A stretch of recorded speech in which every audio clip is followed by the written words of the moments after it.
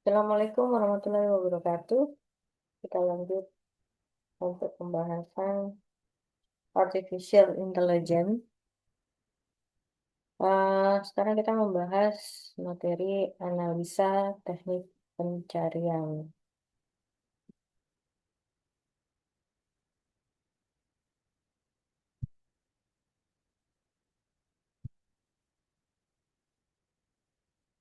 Ini searching di dalam AI ini salah satu metode penyelesaian masalah dengan pencarian, ya.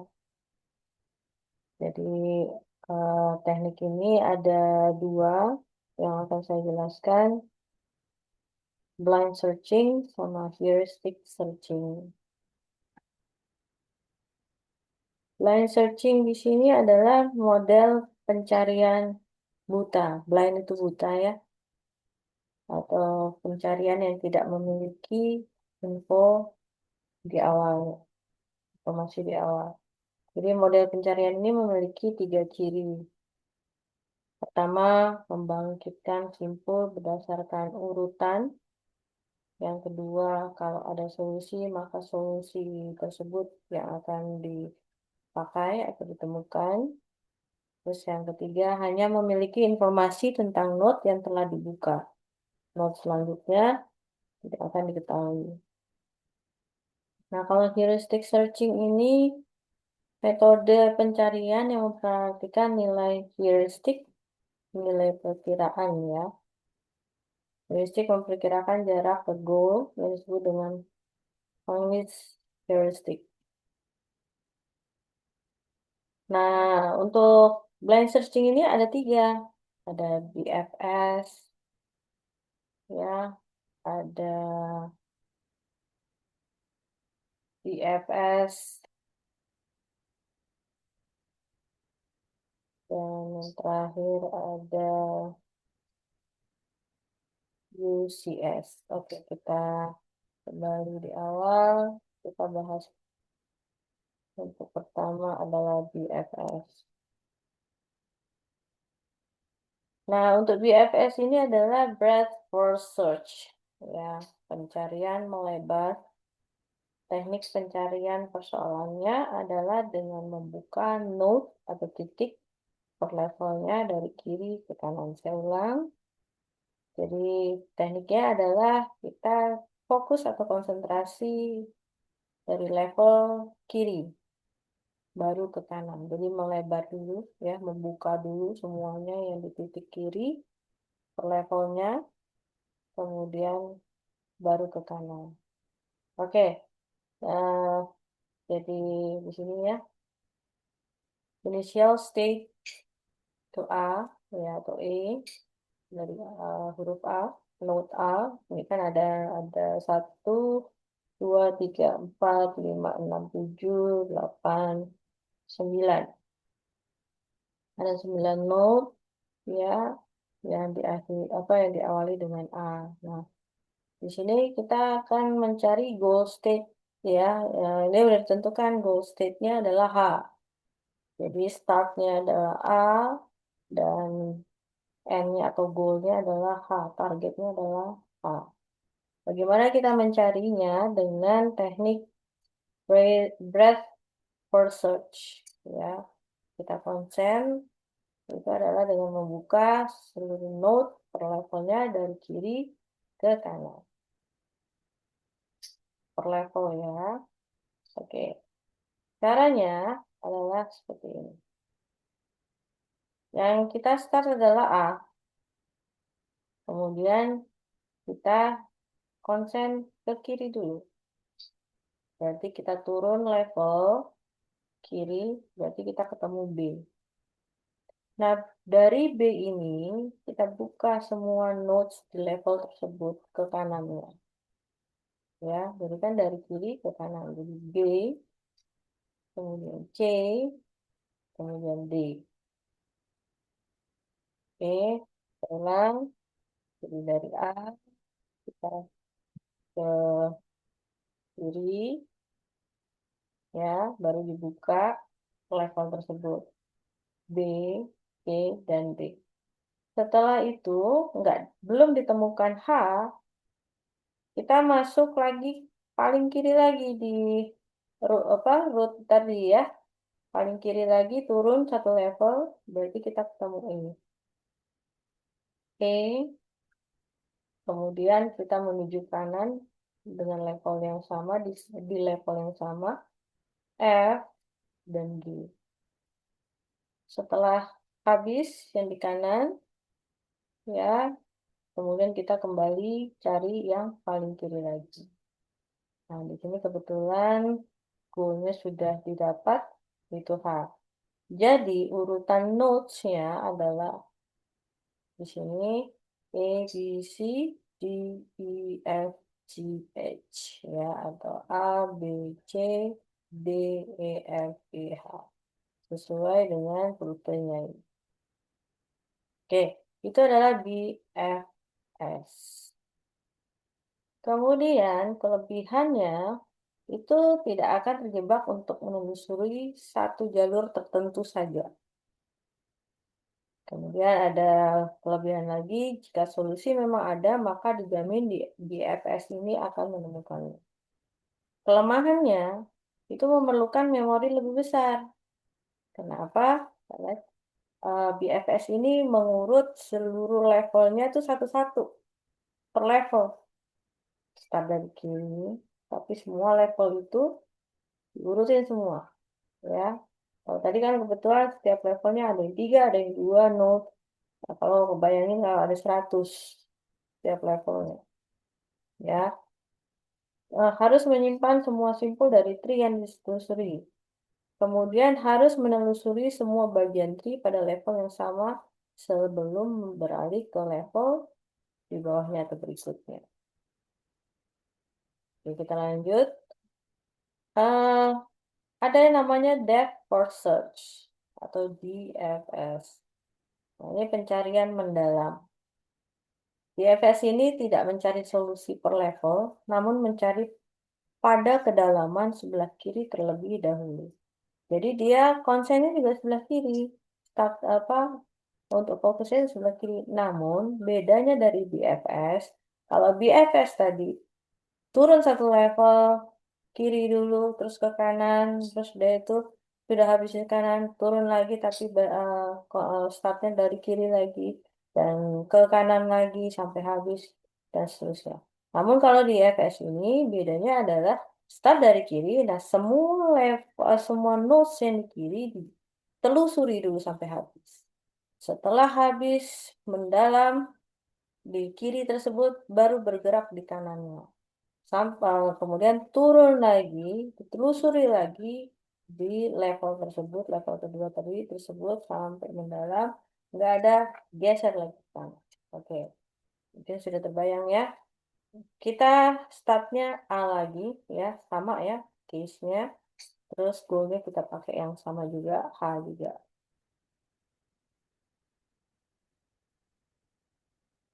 Nah, caranya adalah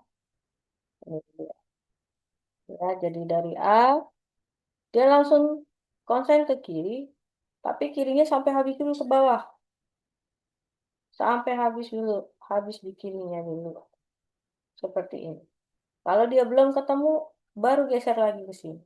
Urutin lagi ke bawah. Kalau nggak ada, geser lagi ke sini. Baru ke bawah lagi. Baru geser lagi, dan terus seperti itu. Nah, ini kebetulan, ya, ini ada A, startnya H. Jadi pada saat dia urut ke kiri, start di kiri terus dia mendalam, dia langsung ketemu. Jadi dia urutannya adalah A, B, E, H. Nah itu di FS. Nah, silakan kalian coba. Kalau misalkan eh, startnya A, goalnya I, silakan. Apa saja node yang dilaluinya? Ya, saya ulang. A, startnya, kemudian I untuk goal state-nya. Oke, silakan mencoba masing-masing. Oke, kita lanjut ya. Kelebihan di FS ini adalah pemakaian memorinya lebih sedikit dibanding BFS tadi, ya, berbeda jauh. Kemudian solusi yang dicari berada pada level yang dalam, paling kiri, maka BFS akan menemukannya lebih cepat dari BFS.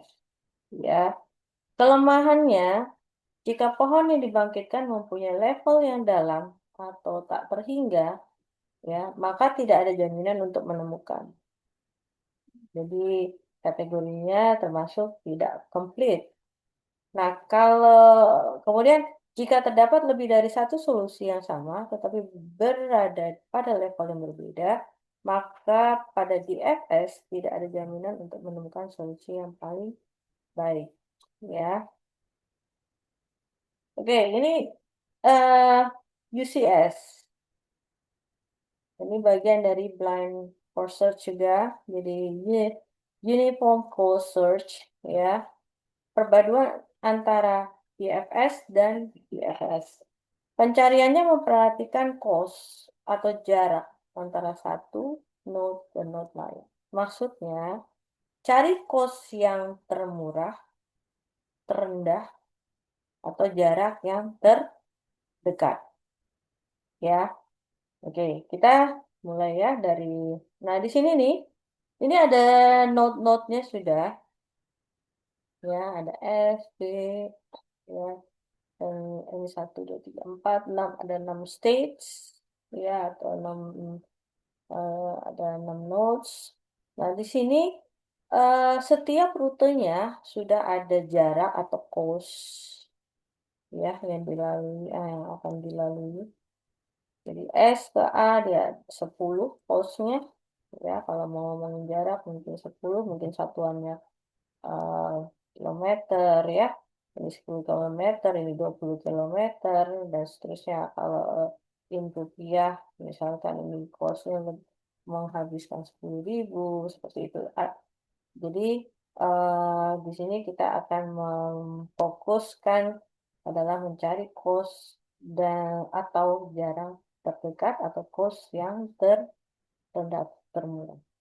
Oke, kita start. Contoh kasus adalah initial atau startnya itu from S, ya, goalnya itu A. Perhatikan baik-baik, silakan. Saya kasih waktu, ya, 1 menit. Perhatikan baik-baik.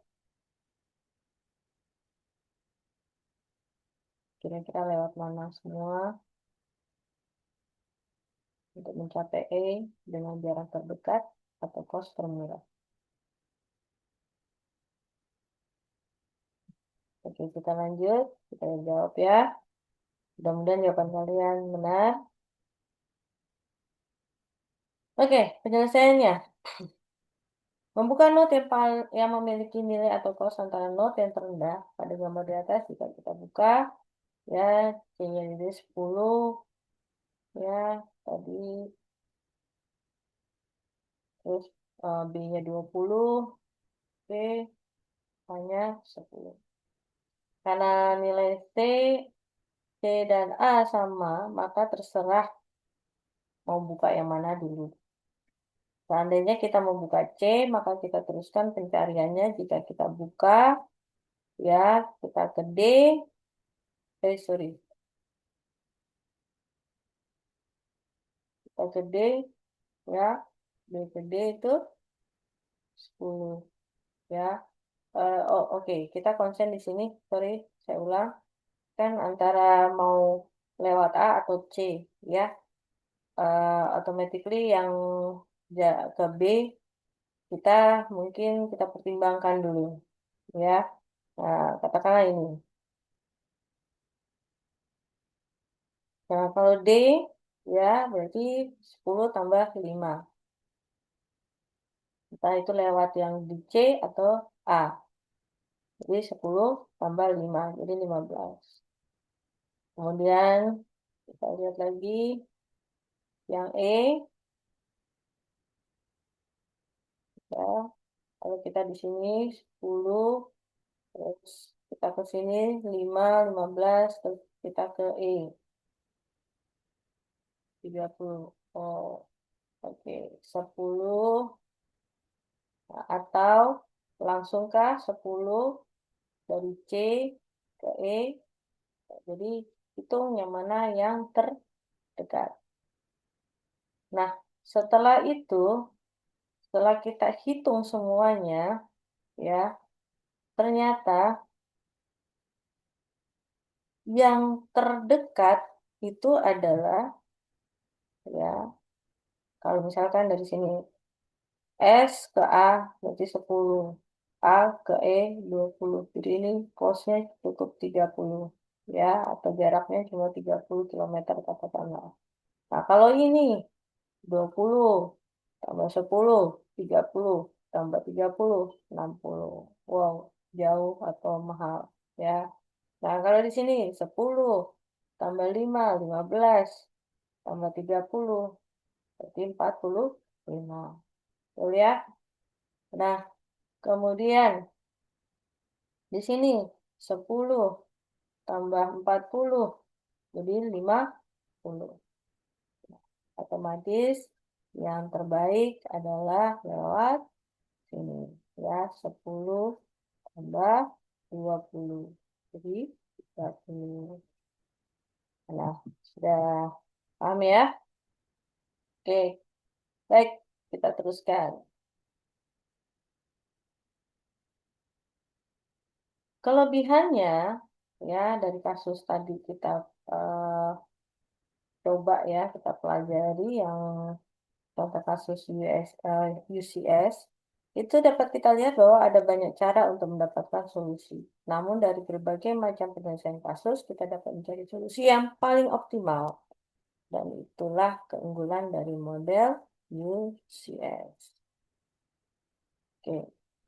Selanjutnya, dari yang tadi kita pelajari adalah BFS. Nah, yang sekarang adalah salah satu teknik pencarian juga, analisanya dengan heuristic searching. Ini caranya adalah generate and test, ya. Penggabungan antara depth first search dengan pelacakan mundur, backtracking, yaitu bergerak ke belakang menuju pada suatu keadaan awal. Algoritma Algoritmanya, ya, yang pertama adalah bangkitkan suatu kemungkinan solusi, membangkitkan suatu titik tertentu atau lintasan tertentu dari keadaan awal, kemudian uji untuk melihat apakah node tersebut benar-benar merupakan solusinya dengan cara membandingkan node tersebut atau node akhir dari suatu lintasan yang dipilih dengan kumpulan tujuan yang diharapkan. Kemudian, jika solusi ditemukan keluar, jika tidak, ulangi kembali langkah pertama. Contoh ya, eh, Traveling Salesman Problem atau TSP. Ya, seorang salesman ingin mengunjungi N kota. Jarak antara tiap-tiap kota sudah diketahui. Kita ingin mengetahui rute terpendek, di mana setiap kotanya hanya boleh dikunjungi tepat satu kali. Misalnya ada 4 kota dengan jarak antara tiap kota seperti berikut ini, ya. Nah, ini dia. Ini ada, katakan ada 4 kota. Ini ada A, B, C, dan D. Nah, untuk hal ini kita harus tracking satu-satu, ya. A, B, C, D. Nah, kita kalau udah A, berarti kan eh, kita lewat A, berarti kita harus tujuan selanjutnya antara B, C, dan D.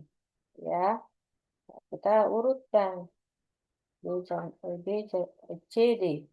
Nah, yang di B, kita lewat B, berarti automatically antara dua, C dan D. Ya, kita buat urutnya. Kemudian dari C, berarti ke D. Nah, ini B, D, kalau dia lewat D, berarti selanjutnya ke C. Seperti itu. Nah, Kak A, dia ternyata mau lewat C dulu. C. Nah, kalau dari C berarti B kemudian D, ya. Nah, kemudian kalau dari C tadi dia mau lewat D dulu, baru ke B. Nah, selanjutnya gitu. D, C, B. Nah, kesimpulannya adalah setiap kota cukup satu kali dikunjungi. Ya, oke, baik. Nah, ini penjelasan dengan metode generate and test dibuat ya, dibuat ini ya, ini dihitung nih semuanya seperti ini ya. Kalau A, B, C, D, lintasannya, panjang lintasannya 19 ya, seperti ini ya. Kalian coba.